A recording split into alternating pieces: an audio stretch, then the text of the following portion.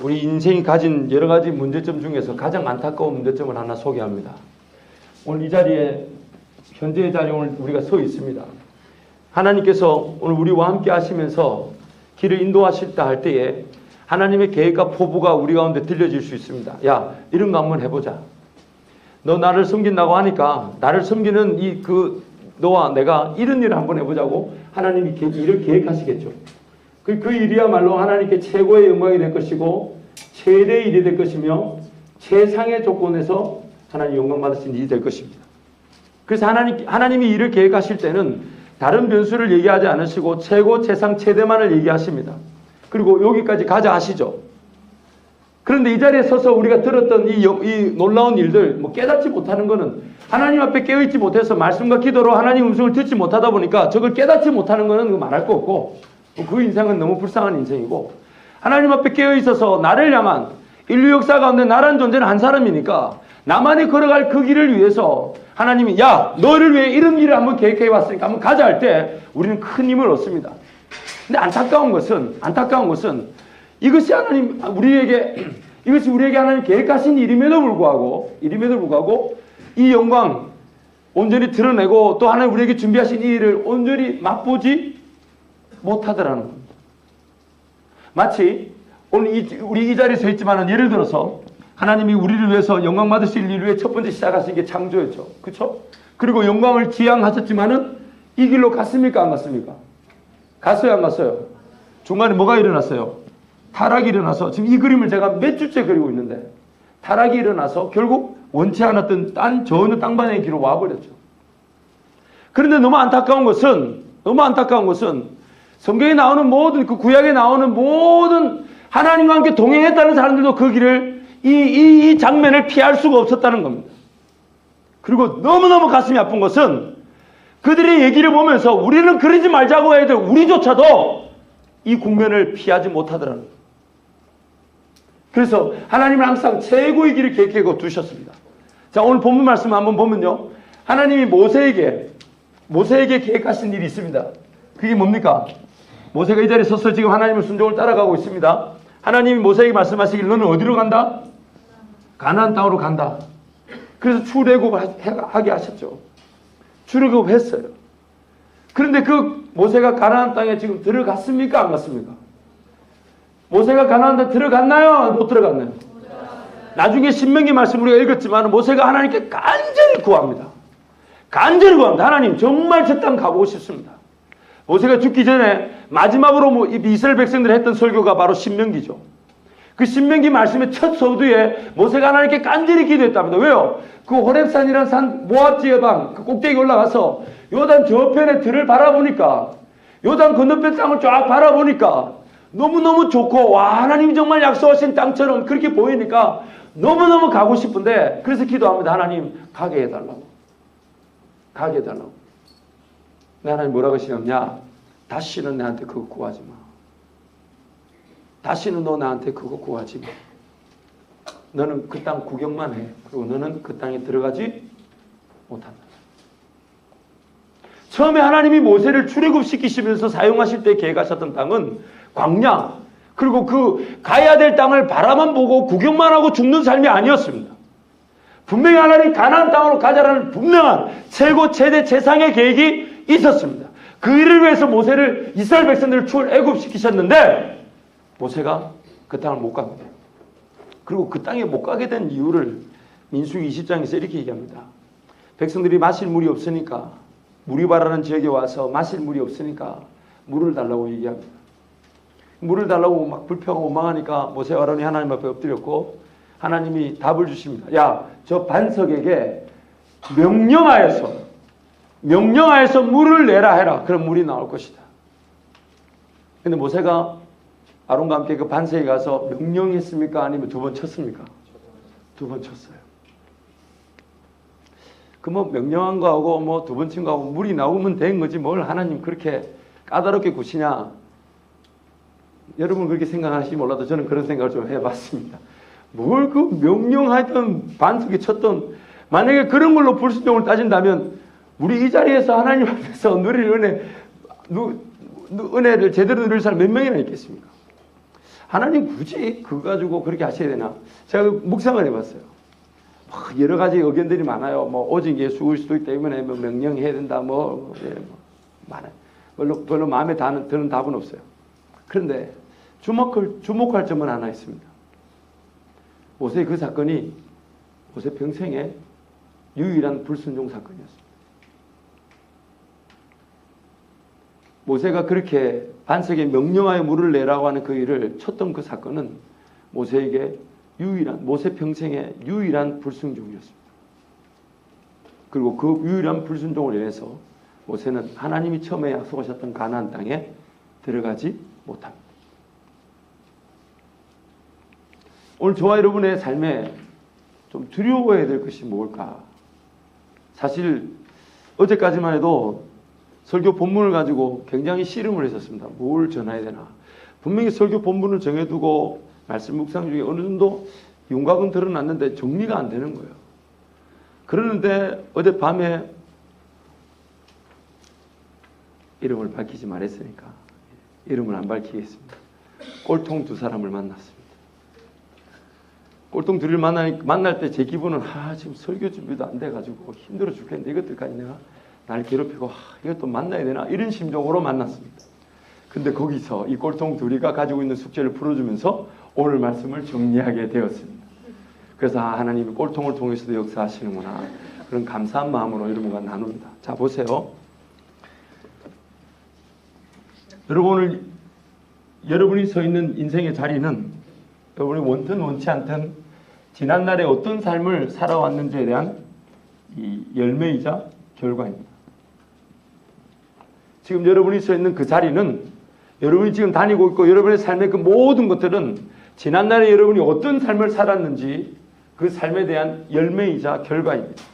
하나님과 어떤 동행을 했고 여러분 나름대로 하나님께 어떤 은혜를 구하며 살았으며 또 여러분 나름대로 이 세상을 열심히 최선을 다해 살고자 하는 어떤 자세를 가지고 살았는지를 볼 수 있는 게 바로 여러분의 현재 삶입니다. 원든 원치 않든 지금 여러분의 현재 삶은 지난날 삶의 모든 삶의 결과이자 열매입니다. 좀 더 얘기하자면 은혜의 열매이고 은혜의 결과일 수도 있겠죠. 물론 열매로 따지자면 좀 맛없는 열매일 수는 있을 수 있겠지만 어쨌든 열매는 열매입니다. 왜 가끔씩 왜 참외 같은 거 먹어보면 무도 아니고 참외도 아닌 그런 거 있잖아. 그래도 그건 참외는 참외죠. 색깔은 참외니까. 어쨌든 여러분의 지금 현재 삶은 지난날의 삶의 열매이자 결과입니다. 그래서 지난날 건 이제 뒤돌아볼 수도 없어요. 누가복음 9장 말씀에 예수님이 제자들이 이렇게 얘기하십니다. 야, 손에 쟁기를 잡고 뒤를 돌아보는 자는 하나님 나라에 합당하지 않다. 농사 짓는 거라면 고랑을 잘못 파서 농고랑이 잘못 팠다면 돌아가서 농가락을 잡기라도 하면 되지만 인생이라는 그 고랑은 돌아가서 고칠 수가 없기 때문에 뒤를 돌아볼 수가 없습니다. 그래서 이제는 더 이상 여기서 열매와 결과라고 하지만 따져 묻지 맙시다. 우리 서로 물어봐야 비참하고 지금 네 왜 이 모양 이 꼬라지냐 이러면 답이 안 나와. 어제도 한 놈 만났는데 답이 없어요. 그리고 지가 나한테 더 신경질 내야 답 없다고. 그래서 과거에 대해서는 더 이상 묻지 맙시다. 중요한 것은 오늘부터 하나님 나에게 어떤 분명한 계획을 또 갖고 계실 텐데. 그런데 자세히 보세요. 지금 여러분에게 이제 설명하고 싶은 게 이런 겁니다. 그래서 하나님을 이제 순종하며 쫓아가야 돼요. 하나님께서 분명히 나를 오늘부터 이 모양 이 꼬라지라도 있는 모습 그대로 예수 안에서 나를 받아주셨으니까 오늘부터 우리는 이대로 이제 오늘부터라도 여기에 이 모양 이 꼬라지라도 이것을 사용해서 하나님 영광 받으실 계획은 분명히 섰으니까 가지고 계시니까 가야 됩니다. 이제 한 걸음 가야 되는데 이렇게 쭉쭉쭉 믿고 가면 좋겠는데 잘 간다 못 간다. 아유 참 인간들이 희한해요. 못 가요. 그러니까 열중 가다가 열로 뛸까 봐. 여기서 또 주여 하고 외치고 살려달라고 외치죠. 주여 주여 주여. 여러분 이 그림을 잘 보세요. 나중에 기가 막힌 그림이 나와요. 주여 살려달라고 외칩니다. 그래서 하나님이 또 여기서 이 영광과 처음에 계획했던 그 하나님의 최고 최상의 최대의 일은 할 수 없이 하나님의 계획으로만 남고 또 여기서 또 바라볼 또 최고 최상 최대의 일만 또 시작되겠죠. 그리고 또 갑니다. 주여 가겠습니다. 또 가다가 요쯤 갔는데 또 자빠지고 신앙이 식어지고 재미없다 이거 뭐냐 이러면서 자기도 모르게 또 곁길로 또 갑니다. 그 여기 또 쳐져. 보통 이 기간을 저는 방학 기간으로 보는데 보통 전 이 기간을 방학 기간으로 봅니다만은 또 여기 가가지고 주여 그 예수 이름으로 나왔으니까 예배는 되죠. 하나님 또 날 받아주시죠. 그런데 여기서 또 하나님 그래 그 모양 그 모습도 내 받아주마. 이 하나님이 무궁무진하신 거예요. 그 인내하심. 그 여기서 또 다른 재상 재고 최대 계획이 서죠. 여러분 이쯤 되면 우리가 안타까워야 될 게 뭘까요? 진짜 이런 거 비교하면 마음 아플 수 있지만 이거하고 한번 비교를 한번 해봅시다. 어떨 것 같습니까? 어떨 것 같아요? 지금 모세가 오늘 그 호렙산에 서가지고 하나님께 간구할 때 지금 뭘 바라고 기도하는 모세가 선 자리는 어딥니까? 요쯤 되겠죠. 그런데 모세가 지금 바라고 기도하는 건 뭡니까? 이거죠. 원래 자기에게 계획하셨던 최상 최고 최대의 은혜를 다시 허락해 달라고 기도합니다. 근데 하나님 뭐라 그러십니까? 하나님 뭐라 그러십니까? 다시 내게 구하지 마라. 주실 수가 있다 없다. 주실 수가 있다 없다. 가끔씩 성도들을 만나서 대화를 나누다 보면 정말 얼토당토한 오해를 할 때가 있어요. 그게 뭐냐면 뭐 하나님 저를 또 도우실 텐데요. 굳이 지금 제가 아둥바둥거리면서 그렇게 하나님 앞에 죽자사자 매달릴 필요가 뭐 있겠냐고. 그 길 가도 하나님 또 거기서 나를 기다리고 계셨다. 나를 또 쓰실 텐데 굳이 내가 지금 아둥바둥거리면서 여러분 그럴 수 있습니다. 그런데 그때 가서 나를 쓰실 때는 처음에 20살 때 나를 계획하셨던 혹은 30살 때 혹은 40살 때 계획했던 혹은 나중에 50살 때 계획했던 그래서 60살쯤 돼가지고 20살 때 그 계획을 내가 사모한들 그 일이 일어날까요? 안 일어날까요? 일어날까요? 안 일어날까요? 체력이나 영역이나 이런 게 모든 게 이 인격적인 혹은 영적인 모든 우리의 전반적인 모든 것들이 이미 변질되어 있고 변화되어 있고 변모되어 있고 하나님께서 원하셨던 그 최상 최고 최고 은혜를 향해 헌신하고 달려들 만큼 준비되어 있지 않습니다. 하나님은 언제 어느 때든 사람을 부르실 수 있습니다. 인생의 어느 순간에 있든지 하나님이 못 데리고 오실 인간이 없고 못 쓰실 사람이 없습니다. 그런데 분명히 알아야 될 게 있습니다. 그 시기에 그 사람이 감당할 일은 그 사람이 인생의 초기부터 헌신되고 준비됐던 그 일의 양을 아무것도 아닙니다. 너무너무 지금 우리가 안타깝고 두려워야 될 게 뭐냐면 지금부터 그냥 하나님 앞에 직자사자 덤벼들어서 최고의 은혜, 지금의 최고의 은혜를 위해 달려가도 시원찮을 판에 지금은 좀 하나님 잘 안 느껴지니까 지금 하나님 잘 모르겠으니까 뭐 나만 그러나 뭐 정예일보 가면 뒤에 뭐 한 3분의 1 다 그런데 뭐 나만 뭐 핸드폰 좀 만지는 게 아닌데 뭐 뒤에 가면 몇 명 뭐 스마트폰 만지면서 딴짓 하는데 뭐 이러면서 하나님과 관계가 별 상관없이 살아가는 지체들이 있습니다. 안타까운 건 나중에 50대면 그때 정신 차려가지고 저를 찾아오면 돼요. 불과 제가 17년, 이제 18년 사회 가는데도 15년, 16년 전에 만났던 놈들이 이제 와서 저한테 그런 얘기합니다. 전사님 그때 목사님 말씀처럼 그때 제가 생명 걸었어야 되는데 그걸 지금에서 깨닫는다. 그제 얘기는 안 하죠. 그런데 그 친구가 나한테 뭐라 그러냐면 목사님 그때 그 하나님 계획하신 거 아직 유효할까요? 자, 아무 소리 안 하고 신명기 3장 말씀 펴서 읽어줍니다. 다시 내게 구하지 마라. 하나님은 항상 언제든지 영혼의 구원에 최상의 목적을 두고 살아가시기 때문에 인생의 어느 순간에 있든지 간에 하나님은 우리 모두를 반드시 구원하시고 하나님의 자녀로 세우십니다.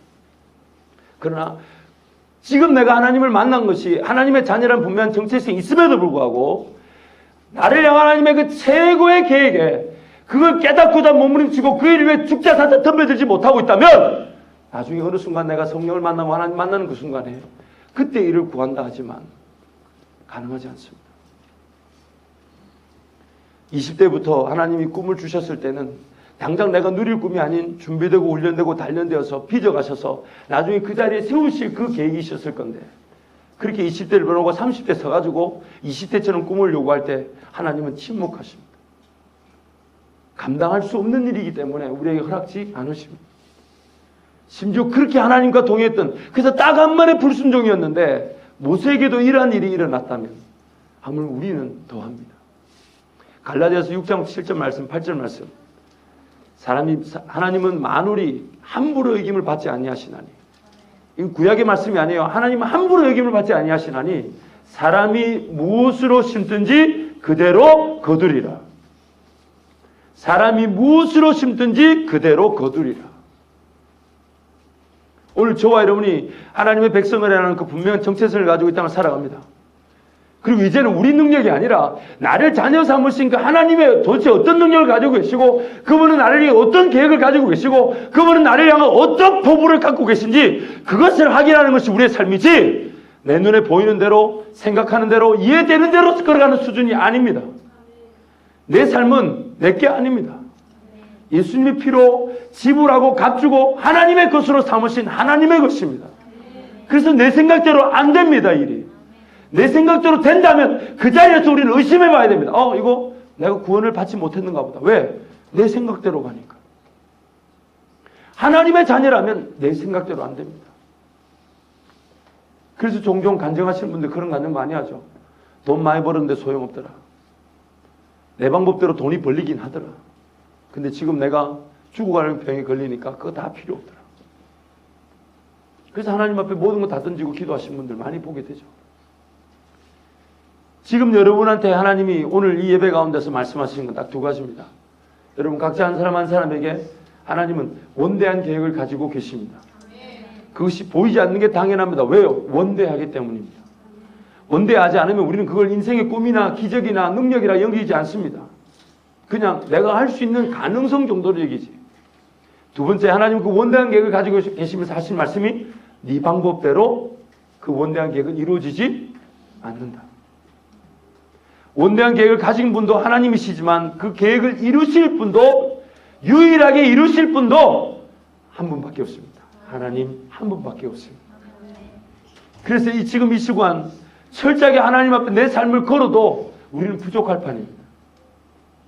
나중에 어느 순간 흘러갔던 어쩔 수 없이 이기고 극복하고, 그래서 하나님 마음먹은 대로 마음껏 하나님께 내어드릴 그 시간에 그러지 못하고, 하나님 어쩔 수 없지 않습니까? 지금 안타깝지만 지금 제가 주님 저한테 그런 마음 주셨지만 지금 제가 못 갑니다. 애들도 키워야 되고. 주님 저한테 그런 마음 주셨지만 지금은 아닌 것 같습니다. 제가 좀 더 돈을 모으면요, 시간적 여유가 생깁니다. 항상 뭔가 하나님의 계획이 우리의 그런 삶의 우선순위에 밀려서 저 뒷전으로 가버리기 십상입니다. 왜 그렇습니까? 최고 세상의 최대 은혜에 대한 감격이나 기쁨이 없이 그때 그 순간에 두렵고 떨리고 잘 느껴지지 않는 이유로 자꾸 피할 길로만 내려오다 보니까 어느 순간 하나님의 그 계획가 점점점, 처음부터 하나님 계획하셨던 놀라운 계획가 점점점점 멀어져 가게 됩니다. 이스라엘 백성들이 가나안 출애굽을 할 때, 애굽에서 나올 때 하나님의 계획은 가나안 땅이었습니다. 근데 기어이 그 이스라엘 백성들은 단 한 명도 가나안 땅에 못 들어갔습니다. 출애굽할 때 나왔던 그 사람들이 죽을 때까지 하나님 40년이라는 시간을 광야에서 보내게 하셨습니다. 그리고 하나님의 처음에 약속을 들었던 사람은 단 한 명도 가나안 땅에 들어가지 못하고 그 광야에서 태어났던 사람들, 혹은 이성이 없었던 그 시대의 어린 자녀들만 하나님이 약속하신 땅에 들어갔습니다.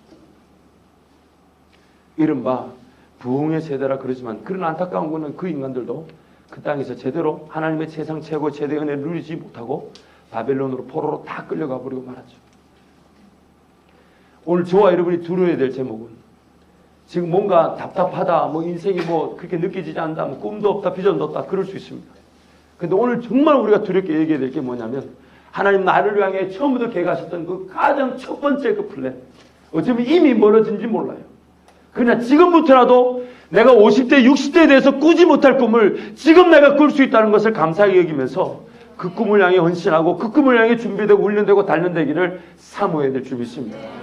철저하게. 왜냐하면 나중에 50대, 60대 가서 20대의 꿈을 꿀 수가 없어요. 눈이 안 보여. 체력이 안 돼. 누군가를 돕고 싶어도 이미 딸린 식구가 너무 많아서 안 됩니다. 그때 가서 꿀 꿈이 있겠죠. 그러나 지금 꿀 꿈과 지금 내가 누리고 맛볼 수 있는 그 하나님의 세상 최고의 은혜와는 비교할 수 없습니다. 비교할 수 없습니다. 누가 그러더라고요.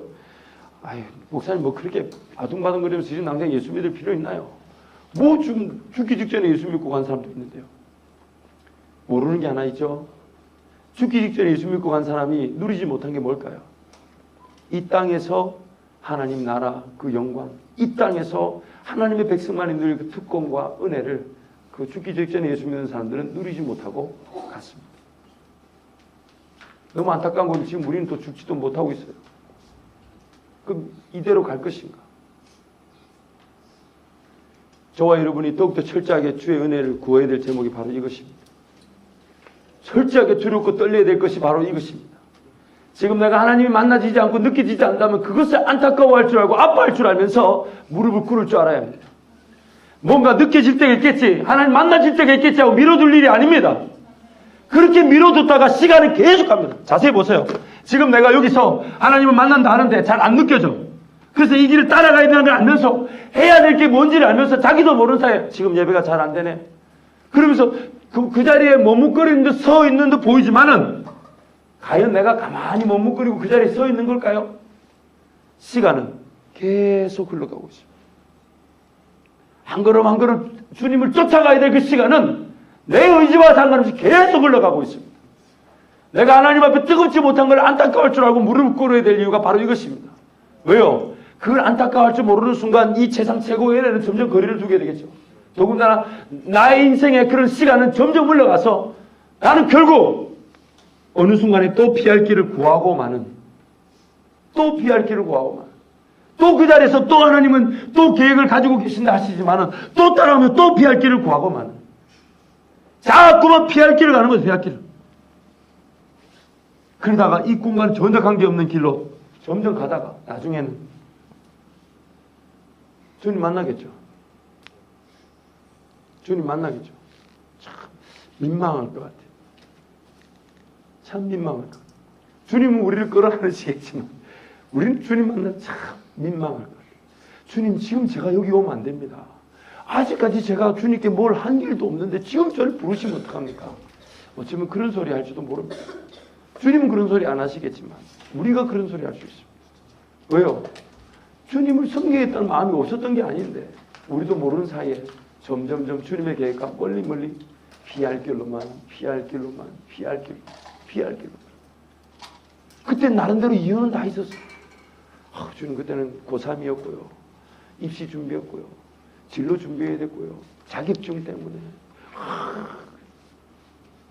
주님 딱 한마디 하십니다. 그게 너의 계획이었니? 나의 계획이야.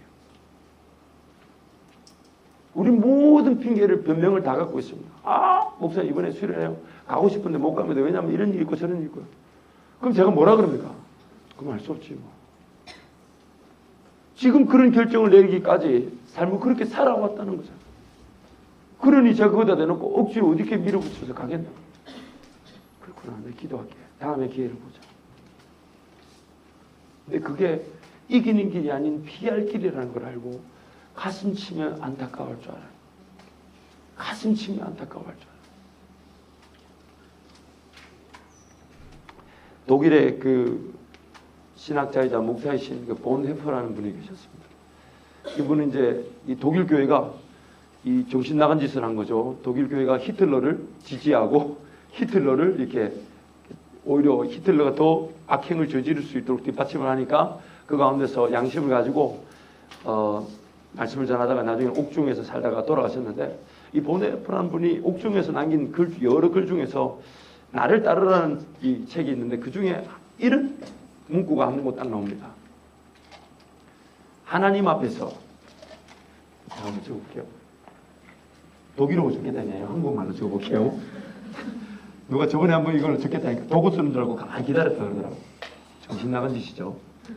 자, 하나님 앞에서 하나님과 함께 하나님 없이 살기. 하나님 앞에서 하나님과 함께 하나님 없이 살기. 모든 인류의 사람들은 이 하나님 앞이라는 것을 외면할 수가 없습니다. 삶의 시작이든 끝이든 간에 그 삶의 마무리되는 시점에 하나님을 안 만날 사람이 이 땅에 아무도 없습니다. 그 사람이 구원받는 존재든 아니면 지옥 가는 존재든 모든 사람은 하나님 앞에서 삶을 살아갑니다. 또 그 가운데서 한 단계 폭을 줄이자면 우리는 하나님께 구원을 받은 하나님과 함께하는 자들입니다. 이거 역시 우리의 의지로 된 게 아니라 하나님 일방적으로 예수 그리스도를 말미암아 우리를 붙잡으셨고 함께해 주고 계십니다. 그런데 안타까운 것은 우리가 삶을 살 때 하나님 없이 살아간다. 하나님 없이 살아간다. 요즘 들어서 그런 꿈을 많이 꿉니다. 정말 이 땅에 아무것도 없어도 정말 예수 그리스도 한 분이면 족하다 얘기면서 무릎 꿇는 그 지체가 그리운 시절입니다. 아무것도 없어도 정말 하나님 앞에서 다시 시작하고 싶다라는 그런 절규를 외치는 청년들이 그리운 시절입니다. 제가 LA 있을 때 늘 부러웠던 게 뭐냐면 지금 우리 한국 교회를 좌지우지하는 그룹이 한 그룹이 있습니다. 나이 때는 불과 5살에서 한 6살 그 터마에 그래서 1956년생부터 1962년생까지 그 그룹에 지금 이 목회자 몇몇 분들이 또 정치계 경쟁의 몇몇 분들이 이 한국 교회와 한국 교회 리더십을 지금 거의 장악하겠다 해도 어떤 정치적인 장악이 아닌 선한 영향력으로 장악했다 해도 과언이 할 정도로 그런 그룹이 있습니다. 그 그룹 중에 이제 한 분이 서울 사랑교회 오정현 목사님, 또 그 동성대에서는 대전 새로운교회 오정호 목사님, 부산에서 제일 큰 목회하고 계시는 박성규 목사님, 또 미국에서 제가 아는 그런 분들, 또 지금 이랜드 박성수 회장님, 또 그 이름의 황성주 박사님 그 다음 차기 후계자들, 이 모든 지금 스물스물 그 영향력을 가진 그 사람들이 56년부터 62년생인데 한 가지 그들 공통점이 있습니다. 그게 뭐냐면 당시 그들이 대학교를 다닐 때에 서울 내수동 교회라는 교회 대학부 지체들이었습니다. 한 대학부 안에서 그 당시에 20명이 채대한 대학부가 3년 만에 200명이 되고 5년 만에 1000명이 넘었었습니다. 그 교회가 원래 500명이 안 되는 교회였는데 대학부가 나중에 1000명이 넘었으면서 교인이 2000명이 되었죠. 근데 그때 불과 5, 6년을 진두지휘하며 섬겼던 지체들이 바로 지금 한국 교계와 한국 지금 기독교 리더들로서 영향력을 가지고 있습니다. 그때 함께 신앙생활했던 분들이 지금 한 그룹이 덩어리가 돼가지고 이 한국 땅에 예수 그리스도를 믿는 군사들로 지배력을 영향력을 갖추고 있습니다. 저는 우리 청년 일부 여러분이 그런 그룹 덩어리가 되었다고 이미 확신하고 있습니다. 여러분 지금 이 시대 때 불과 대학 3, 4년 길어봐야 4, 5년 물론 지금 우리 8, 9년 있지만 대학생활 그리고 또 너무 감사한 건 또 우리 재윤이가 다시 배우고 있다고 8, 9년인데 1학년에도 들어갔잖아요. 1사학번이지 공식적으로 1사학번. 저거 보통 용기 아닙니다. 정신 나가지 않고 저게 안 돼요. 근데 하나님 앞에서 할 땐 다시 시작해 보겠다고 시작한. 그러나 이 길어봐야 이 대학생활이 길어봐야 5, 6년인데 이 기간에 여러분 이 자리에 함께 모여있는 우리 청년일부 지체 모두가 함께 부흥을 사모하며 부흥의 세대로서 구별되기로 작정한다면 여러분 10년 15년 뒤에 여러분 서로 가진 영향력으로 교회를 세우고 성도를 나를 도와달라 그런 수준이 아니라 개개인의 한 사람의 필요를 돕는 수준이 아니라 여러분이 가진 영향력으로 10년 15년 뒤에 더 큰 일을 도모할 수 있고 더 놀라운 일을 계획할 수 있습니다. 여러분 지금부터 우리가 꿈을 꿔야 될 게 여러분 개인의 삶에 하나님 영광 받으실 그 구체적인 계획이 뭔지 저는 잘 몰라요. 그를 위해서 여러분이 안타까워하며 깨어있기를 사모하고 주의 은혜를 구하게 될 때 하나님 분명히 말씀하시겠지만 덩달아서 이 자리에 함께 그렇게 하나님의 최상 최고 최대의 계획을 나만을 향한 최상 최고 최대의 계획을 꿈꾸는 자들이 함께 신앙 공동체 전체를 이루어가면서 하나님 느껴지지 않는 게 하나님 만나지지 않는 게 가슴 아픈 것으로 예배가 이루어지고 신앙으로 우리의 삶을 도전하면서 지금 이 시기를 보낸다면 여러분 머지 않습니다. 10년 15년 뒤에 우리 그룹이 달라질 것입니다. 우리 그룹이 달라질 것입니다. 여러분 인생이 분명히 여러분 개인의 삶으로만 제한되어 있지 않을 것입니다. 여러분 분명히 그때 우리 함께 모여서 어느 날 제목이 달라질 것입니다. 꿈꿀 사역이 달라질 것입니다. 하나님 계획하신 놀라운 더 크고 놀라운 계획을 우리 꿈꾸게 될 것입니다. 여러분 개인의 삶에 깨어있기를 사모하십시오. 하나님 만나지지 않거들랑 만나지지 않는 내 자신을 안타까워하면서 눈물을 흘릴 줄 알아야 돼요. 지금 내가 뭔가 식어져 있다는 거 하나님 잘못입니까? 내 잘못입니까? 내가 뭔가 하나님이 느껴지지 않는 거 하나님 때가 돼서 안 만나준 걸까요? 아니면 나한테 문제가 있는 걸까요? 내가 문제죠. 신앙이 식어진 건 내가 문제죠. 그래서 하나님 말씀 펴서 읽을 때 그런 독한 마음으로 인생 그럴 줄 알아요. 하나님, 이 말씀이 뜨거워져서 내 심령을 불태울 때까지 내가 이 말씀을 떠나지 않겠습니다. 하나님, 만나질 때까지 내가 기도의 자리에 떠나지 않겠습니다. 왜냐하면 그것이 예수 믿는 자들의 특권이기 때문에. 아무나 기도의 자리에서 평생을 머물러 보십시오. 구원받지 못했다면 기도의 자리에서 평생을 보내본들 아무런 감각이 없고 은혜도 없습니다. 구원받지 못했다면 말씀 펴서 은혜들까지 읽어봐도 몇천 번 읽어도 은혜 되지 않습니다. 이해조차 할 수 없습니다. 예수 믿은 자들의 특권이 바로 이것입니다. 하나님께서 은혜 주실 때까지 우리에게 말씀으로 감동하십니다. 기도의 자리를 떠나지 않고 생명을 건 자들을 하나님 버리시지 않습니다. 철저하게 만나 주실 것입니다. 그 순간까지 하나님 날 만나 주실 때까지 내 인생 아무런 의미가 없다고 외치며 하나님 앞에 삶을 내던진 사람들, 하나님 반드시 길을 인도하십니다. 계획하신 그 세상 최고 최대의 은혜를 결코 놓치지 않게 하실 것입니다. 언젠가 돌아가서 그때 그 꿈을 꿨었는데 지금은 안 되는가 보다 후회할 날 만들지 마십시오. 지금부터 은혜를 구하고 달려가십시오. 지금부터 내가 뭔가 꿈이 없다면 꿈이 없는 걸로 아파하고 안타까워하면서 은혜를 구할 일이지 언젠가 꿈이 있겠지 하고 미래를 둘 일이 아닙니다. 이번 수련을 준비하면서 제 마음에 그런 기도가 있었습니다. 아니, 지금도 그런 기도를 하고 있습니다. 하나님, 우리 지체들을 꼬실 방법을 알려주십시오. 수련회 서로 가고 싶도록 꼬실 방법을 알려주십시오. 그래서 인간적인 계획으로 주니간사한테 바나나 보트 사라, 알아봐라, 제트스키 알아봐라, 뭐 패러글라이, 패러슈트, 그거 패러슈트, 그 뭐야, 낙하산? 날아가는 거, 떨어지는 건 아니고, 그거 알아봐라. 그리고 일정표 내라, 바닷가 간다고 써라, 난리를 쳤습니다. 어제 저녁에 기도하는데 하나님이 저한테 도로 물으시는 것 같아요. 그런 걸로 그 인간들이 넘어올 것 같나? 그러시는 거예요. 그래서 제가 아무 할 말이 없었어요.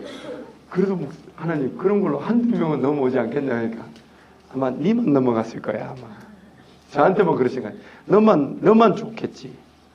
그러시는 것 같아요. 그래서 하나님, 어떻게 하면 좋습니까? 딱 한마디 하셨어요. 그냥 기도한다는 것이 특권인 줄 알려주어라. 말씀 읽을 수 있다는 것이 은혜인 줄 알려주어라. 하나님 앞에 무릎 꿇고 은혜 임할 때까지 머물 수 있다는 것이 특권인 줄 알려주어라. 그리고 그들을 하나님 앞으로 자꾸만 세워라. 자꾸 하나님 앞으로 세워라. 하나님만이, 나만이 일할 수 있는 그 공간으로 밀어붙여라. 그래서 기어의 은혜를, 모든 영혼들에게 은혜를 주겠다. 하나님 저에게 그렇게 위로해 주셨습니다. 사랑하는 지체 여러분, 하나님은 항상 언제든지 우리를 받아주십니다. 그러나 하나님이 항상 우리를 받아주신다고 해서 내가 잘못 걸어온 그 길을 하나님 되돌리거나 고치시지 않으십니다. 예전에 그렇게 살았기 때문에 10년 전으로 돌이키기 위해서 돌아가서, 혹은 지금 그때 못 번 돈을 한꺼번에 주시면서 네가 원래 이 돈을 벌기로 했고 이 위치에 오기로 했는데 네가 네 맘대로 걸어와서 못했던 거 내가 지금 주겠다라고 그 위치를, 그 돈을 주면서 자, 원래 내 계획한 그 길 가자. 그렇게 안 하십니다. 아니, 못 하십니다. 왜냐하면 사람을 지으실 때부터 그 원리가 사람이 무엇으로 심든지 그대로 거두기 위해서 그렇게 원리를 만드셨던 분이 우리 하나님이십니다. 우리 구원도 마찬가지죠. 우리는 아무것도 안 했지만 그럼 누가 심었다는 얘기입니까? 예수 그리스도가 하늘의 밀처럼 자기를 직접 땅에다가 심으셨습니다. 그래서 오늘 우리에게 동일한 열매로 우리 구원조차도 예수 그리스도 일하신 그 결과로 나타나는 것입니다. 하나님 나라는 어떤 것도 심지 않고 거두는 법이 없습니다. 그런데 심기만 하면 30배, 60배, 100배를 거두게 되어 있습니다. 지난 멕시코 선교를 갔다가 미국에 방문했을 때 우리 어느 이제 방송국 목사님 소개로 어느 여성 의류 하시는 그 길 방문했었죠. 근데 그분이, 제가 엊그제 방송 목사님 누구 잠깐 통화를 전화를 했더니 목사님이 제가 막 용건이 있는데 자기가 먼저 얘기했다면서 하신 말씀이, 그때 우리 밥 사줬던 분이 우리 밥 사주고 나서 그날 6천만 원짜리 오더가 들어와서 기쁘다면서 막 전화가 왔더래요. 우리한테 그날 밥을 사준 게 뭐 100만 원이 채 되지 않을 텐데 하나님 거기다가 60배로 갚으셨습니다. 그래서 6천만 원짜리 오더가 들어왔다고 꼭 한국에 가신 김 목사님한테 전해달라고 그렇게 얘기를 했다. 그래서 제가 전화를 했더니 김 목사, 내가 먼저 할 말이 있다 하면서 그렇게 얘기를 하셨습니다. 하나님의 일하심은 분명합니다. 여러분이 말씀을 펴서 묵상하고자, 그래서 하나님 은혜 없이는 살아가지 못한다고 무릎을 꿇는 그 순간 우리가 보지 못했던 걸 보게 하시고 가지 못한 길을 걸어가게 하실 것입니다. 이기지 못할 것 같은 그 일을 이기게 하실 것입니다. 내가 전혀 맛보지 못할 것 같은 그러나 크고 놀라운 일들을 우리 경험하게 될 것입니다.